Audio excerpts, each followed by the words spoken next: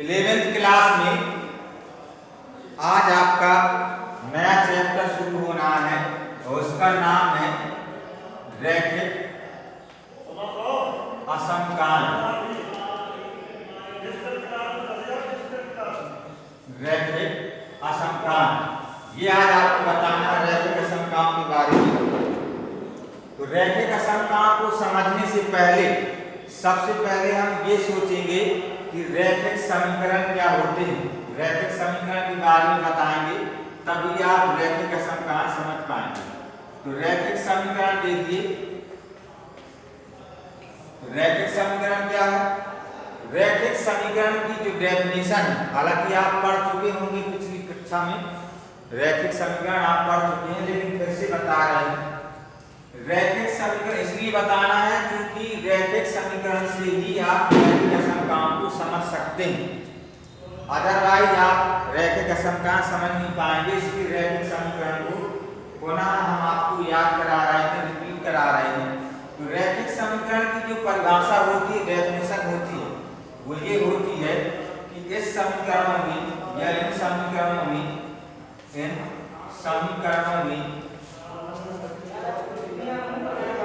चर की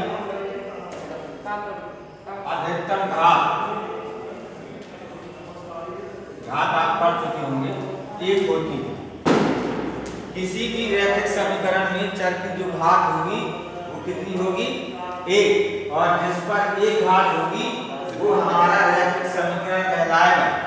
उदाहरण के लिए हम ऐसा लिखते हैं 2x + 3 = 0। तो ये आपका रैखिक समीकरण है। और भी आप लिख सकते हैं x + 2 = 1 लिख सकते हैं, x + 1 = 2 लिख सकते हैं, या x + 5 = 0 लिख सकते हैं। ये जितने भी हमने आपको एग्जाम्पल दिए हैं ये सब क्या है, रैखिक समीकरण। रैखिक समीकरण की एक विशेषता और भी होती है कि अभी हमने जो एग्जाम्पल आपको दिए हैं इनमें केवल एक ही चर वेरिएबल क्या है, एक, x x x x, और सब में देखिए एक ही घात है। ये एक घात तो रहेगी ही क्योंकि रैखिक समीकरण है, लेकिन एक से अधिक चर भी हो सकते हैं रैखिक समीकरण में। जैसे हम ऐसे एग्जाम्पल देख के देख लीजिए, एक से अधिक चर वाले 2x + y = 3, इस तरह के इक्वेशन भी आपने पढ़े होंगे। तो रैखिक समीकरण आपको समझ में आ गए होंगे। रैखिक समीकरण में परिभाषा के आधार पर अगर देखा जाए तो चर की अधिकतम एक घात होती है, वो रैखिक समीकरण है। दूसरी विशेषता इनकी ये है कि अभी हमने इस तरफ एग्जाम्पल दिए हैं सारे, इन एग्जाम्पल में x की घात 1 है लेकिन एक ही चर है इनमें सभी। हम यहाँ पर बता रहे हैं कि रैखिक समीकरण में एक से अधिक चर भी हो सकते हैं, 2 भी हो सकते हैं, 3 भी हो सकते हैं। तो इस तरह आपने रैखिक समीकरण पढ़ा। अब रैखिक समीकरण से ही संबंधित हम आपको रैखिक असमकान बताते हैं। तो रैखिक असमकान क्या होता है, रैखिक असमकान को समझिए। रैखिक समीकरण जो दिया रहेगा, जैसे 2x + 3, हम वही एग्जाम्पल लेके चल रहे हैं, 2x + 3 = 0 दिया है। तो रैखिक असमकान को जब लिखते हैं तो रैखिक असमकान को हम इस तरह से लिखते हैं, ग्रेटर देन, ये जो चिन्ह बता रहे हैं इसको हम ऐसा भी लिख सकते हैं रैखिक असमकान में, लेस देन 0। हम ऐसा भी लिख सकते हैं 2x + 3 ग्रेटर देन = 0, और हम ऐसा भी लिख सकते हैं 2x + 3 लेस देन = 0। तो इसमें जो ये चिन्ह आए हैं, खासतौर से ये बड़ा का चिन्ह, छोटा का चिन्ह, बड़ा और इक्वल बराबर, छोटा और इक्वल, ये जो हमने आपको चिन्ह बताए, इन चिन्हों का अगर रैखिक समीकरणों में प्रयोग कर दिया जाए, रैखिक समीकरणों में इक्वल की जगह पर, रैखिक समीकरण में क्या होता है, हर जगह इक्वल होता है। 2x + 3 = 0, x + 2 = 1, x + 1 = 2, x + 5 = 0, 2x + y = 3। तो इस तरह से ये रैखिक समीकरण हो गए। और इन रैखिक समीकरणों में अगर हम इन चिन्हों का प्रयोग करेंगे, greater than, less than equal, greater than equal, अगर इन चिन्हों का प्रयोग कर देंगे इन रैखिक समीकरणों पर तो वो क्या बन जाएंगी, रैखिक असमकान। तो समझ लीजिए कि रैखिक असमकान हम कैसे पहचान करेंगे, जिन पर ये चिन्ह दिए होंगे, ऐसे समीकरणों को जिन पर ये चिन्ह निरूपित होंगे हम कह सकते हैं कि ये क्या है, रैखिक असमकान। तो रैखिक असमकान में आपने चिन्हों को समझा। इसके बाद आपको ये बताना है कि इनको हल करते हैं तो इनकी मान, इनके बारे में विशेषताएं थोड़ा और बताएंगे। रैखिक समीकरण को जब हम हल करते हैं, रैखिक समीकरण को जब हम हल करेंगे तो उसका एक निश्चित मान निकलता है। रैखिक समीकरण को जब हम हल करेंगे तो उसका एक निश्चित मान निकलता है। जैसे उदाहरण के लिए पहला जो हमने रैखिक समीकरण लिखा है, देखिए क्या है, 2x + 3 = 0। इसमें देखिए x का मान निकालेंगे हम तो क्या आएगा, -3 और x इक्वल आएगा -3/2। तो इसमें केवल एक ही मान इसका निकला जो कि निश्चित है, इसमें यही मान निकलेगा, x का केवल एक मान निकलेगा। और भी इस तरह के उदाहरण हम देकर के हल कर सकते हैं। जैसे दूसरा रैखिक समीकरण दिया है आपका x + 1 = 2, x + 1 = 2। इसको हल करेंगे, सॉल्व करेंगे, 2 मन वहां जाएगा माइनस में, तो x इक्वल क्या आएगा, 1। तो हम अभी बता रहे हैं आपको कि रैखिक समीकरण को जब हम हल करेंगे तो उसका केवल एक निश्चित मान निकलेगा। और वही रैखिक असमकान में अपोजिट होता है। रैखिक असमका को देखिए हल करके बताया है, 2x + 3, या यही ले लीजिए, ये वाला जो रैखिक समीकरण हमने हल करके बताया है, 2x + 3 > 0 दिया है। ये रैखिक असमका है। इसको हल करने का तरीका क्या है कि जब यहाँ इक्वल का चिन्ह नहीं होता तो इसको सॉल्व करने के लिए हम दोनों पक्षों में, जैसे हमें x की वैल्यू ज्ञात करनी है तो यहाँ से 3 हटना चाहिए पहले, तो प्लस का 3 है तो यहाँ भी 3 घटाएंगे, यहाँ भी 3 घटाएंगे। तो इस तरह से हम देखेंगे तो आएगा 2x + 3 -3 > 0 -3। यहाँ बचेगा 2x यहाँ क्या हो जाएगा, -3। इसके आगे अब यहाँ 2 है तो इसमें 2 का भाग करेंगे, तो यहाँ भी 2 का भाग करेंगे, तो x -3/2। या ऐसा समझ लीजिए कि हमने ये किया है। तो अब इसका अर्थ ये हो गया कि x का मान बड़ा है -3/2 से। जब x का मान -3/2 से बड़ा है, -3/2 से लेकर इनफाइनाइट तक जितने भी नंबर आएंगे वो सभी x के मान कहलाएंगे। हम पहले ही बता चुके हैं कि रैखिक समीकरण को हल करेंगे तो उसका केवल एक निश्चित मान निकलेगा, और रैखिक असमका को सॉल्व करेंगे तो उसके अनेक मान निकलेंगे, अनंत तक जाएगा उसका मान। अभी और एक एग्जाम्पल देकर हम बता रहे हैं। मान लीजिए यहाँ पर आपका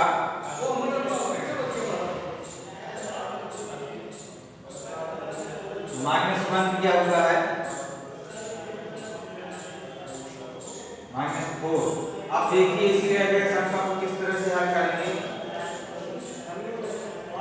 जब इसको हल करेंगे 2x -4 + 4 > 0 और +2, तो हमारा आ जाएगा 2x, ये कैंसिल हो जाएंगे, > 4 आएगा। अब दोनों में 2 से डिवाइड करेंगे, 2x/2 > 4/2, ये आएगा x > 2। तो ये रैखिक असमका का हल है।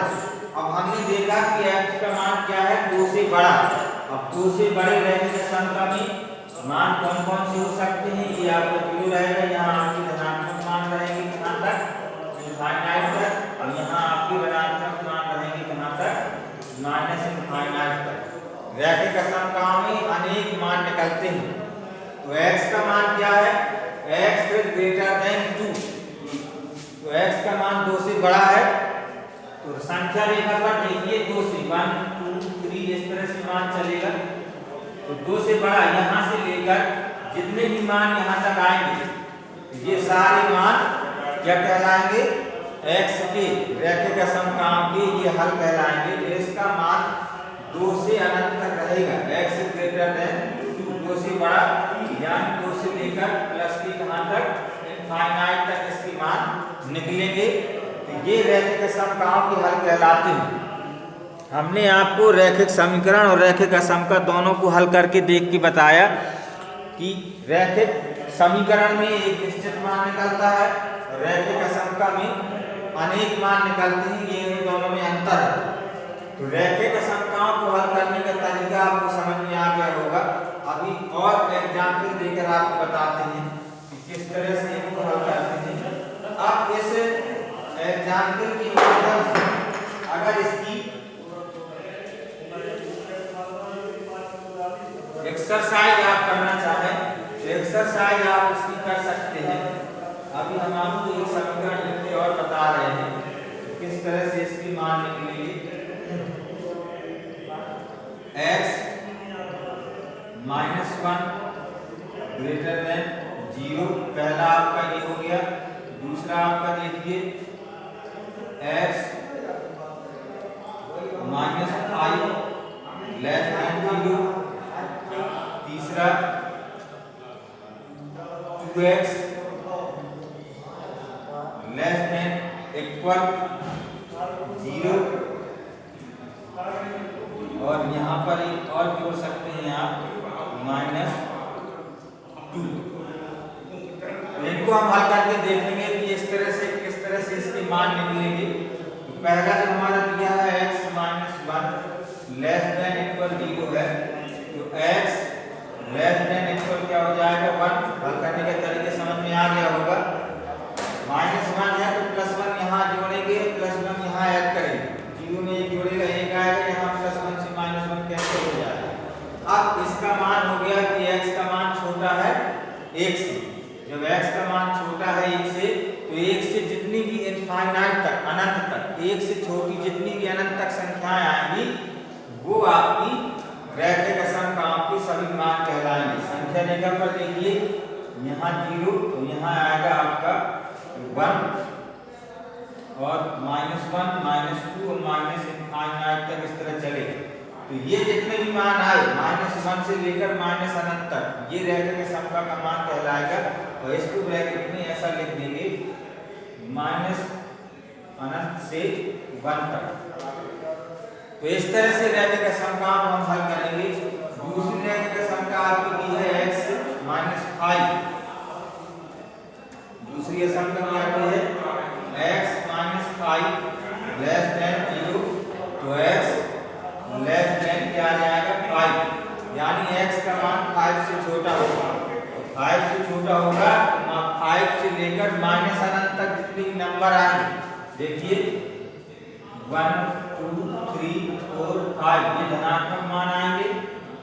यहाँ 0 होगा, यहाँ -1 -2, यहाँ अनंत तक जाएगा। x का मान क्या है 5 से छोटा, 5 ये है। 5 से छोटी जितनी भी संख्याएं आएंगी यहाँ तक, ये सारे असमका के हल कहलाएंगे।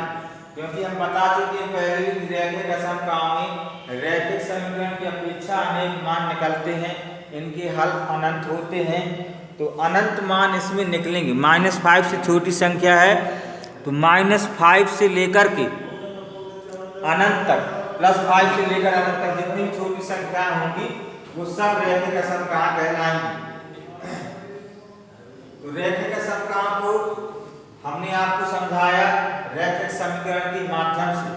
पहचान के लिए हमने बताया कि इनमें आपको ये चिन्ह अगर दिए हुए हैं रैखिक समीकरण में तो आपको समझ जाना है कि ये रैखिक असमका है। रैखिक असमका को हल किस तरह से करना है वो हमने आपको बता दिया है। रैखिक असमका को हल करने के बाद उसके मान किस तरह से निकलते हैं ये भी हमने आपको बता दिया है।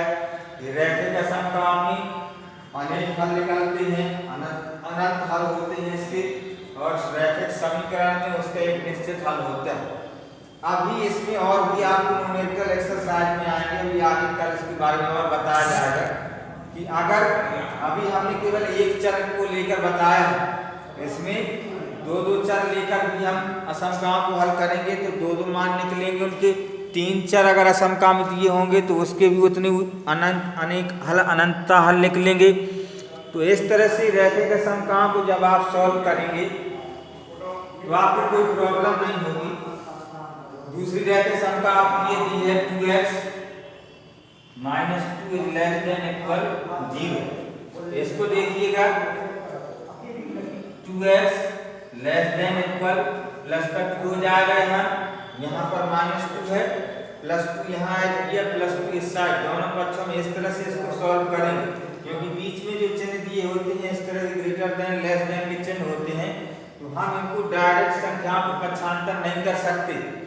यहाँ से 2 को उठा के उधर ले जाएं, क्योंकि इक्वल नहीं है बीच में, अगर इक्वल का चिन्ह होता बीच में तो हम संख्याओं को पक्षांतर कर देते हैं, लेकिन यहाँ जब चूंकि इक्वल नहीं है तो हमें उन संख्याओं को खत्म करने के लिए उतनी संख्या यहाँ अपोजिट चिन्ह की ऐड करनी पड़ेगी, अपोजिट चिन्ह की वहाँ भी ऐड करनी पड़ेगी। जैसे हमने यहाँ देखा -2 दिया था तो हमने +2 इधर ऐड किया, +2 से ये -2 कैंसिल हो जाएगा और +2 इस साइड भी ऐड किए 0 के साथ, तो +2 आ गया। अब डिवाइड करना पड़ेगा 2 से, जब 2 से डिवाइड करेंगे तो x यहाँ बचेगा और यहाँ क्या हो जाएगा 2 से डिवाइड में 1। तो इसका मतलब हो गया कि x लेस देन इक्वल 1, यानी x का जो मान आएगा संख्या रेखा पर, ये आपका 0 है, ये प्लस का 1 है, ये प्लस का 2 है, ये मान अनंत तक जाएंगे, ये -1 है, ये -2 है और ये मान भी आपकी माइनस अनंत तक जाएंगे। तो आप देख सकते हैं कि x का मान क्या रहा, x की वैल्यू आ रही है लेस देन इक्वल 1। अब लेस देन इक्वल 1 का अर्थ ये हुआ कि 1 से लेकर के, ये है आपका 1, इसको हमने चिन्हित कर दिया, 1 से लेकर के जितनी भी छोटी संख्या अनंत तक आएंगे, ये सबके मान 1 से लेकर माइनस अनंत तक, तो ये आपका रैखिक असमता का हल कहलाएगा, अनंत हल निकलेंगे इसके। तो इस तरह से आप रैखिक असमताओं को आपने समझा, इसकी परिभाषा भी हमने आपको बता दी। अब रैखिक समीकरणों को हल करना नहीं है, आपको रैखिक असमताओं को हल करना है एक्सरसाइज से। तो एक्सरसाइज में जो भी न्यूमेरिकल होंगे उनको आप आज सॉल्व करेंगे और आगे जो भी न्यूमेरिकल होंगे कल इसी को और चलवाएंगे चैप्टर को, तो कल इसके न्यूमेरिकल और बताए जाएंगे। तो आज के लिए बस इतना ही। आपको क्या करना है कि आप अपनी एक्सरसाइज से रैखिक असमता की जो पहली एक्सरसाइज है उसके न्यूमेरिकल सॉल्व करेंगे। जो भी प्रॉब्लम होंगी उसमें चिंता नहीं करनी, कल हम इसी टॉपिक को लेकर फिर हाजिर होंगे। धन्यवाद।